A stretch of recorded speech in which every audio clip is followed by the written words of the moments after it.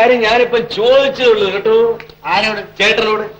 എന്നിട്ട് ചേട്ടൻ എന്ത് പറഞ്ഞു? അദ്ദേഹം പറഞ്ഞു ന്യായമല്ലയോ വരൻ നായര്. ചേട്ടൻ പണവും പ്രതാപവും സ്വാധീനതയുമുള്ള ഒരു ഗവൺമെന്റ് കോൺട്രാക്ടർ, അനിയനാണെങ്കിൽ കാക്കിത്തൊപ്പിയും വെച്ച് കാർ ഓടിക്കുന്ന ഒരു ഡ്രൈവർ കുറച്ചില്ലയോ? അപ്പോഴേ തന്റെ ബ്രാക്കർ പണിയേക്കാൾ നല്ലതാ എന്റെ ഡ്രൈവർ പണി. അല്ല വരൻ നായരെ, രണ്ടും ഒരുപോലെയാ. ഇടയ്ക്കിടയ്ക്ക്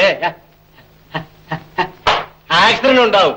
തനിക്ക് ഈയിടെ ഒരു വലിയ ആക്സിഡന്റ് ഉണ്ടാകാനുള്ള യോഗമുണ്ട്. അത് കയ്യും കാലും ഒന്നും അല്ല പോകാൻ പോകുന്നത്, തല തന്നെ പോയെന്ന് വരും. അയ്യോ, തല പോകണ്ട, കാണാൻ വൃത്തികേടാ. മറ്റു വല്ലതും പോയിക്കോട്ടെ. അതെ, താൻ ഈയിടെ എന്റെ ചേട്ടനെ ചുറ്റിപ്പറ്റി നടക്കുന്നത് എന്തിനാ? അതെ, ഒരു ബിസിനസ് വിഷയമാ. എന്ത് ബിസിനസ്സാ?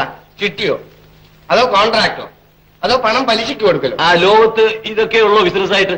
എന്റെ ചേട്ടന് അതൊക്കെ അറിയാവൂ.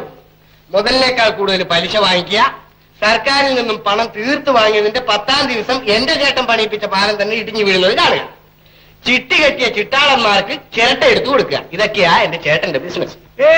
ഇത് അതൊന്നുമല്ല, വേറെ ബിസിനസ്സാ. അത് തന്നെയാണോ പെണ്ണ് കൂട്ടിക്കൊടുപ്പ്?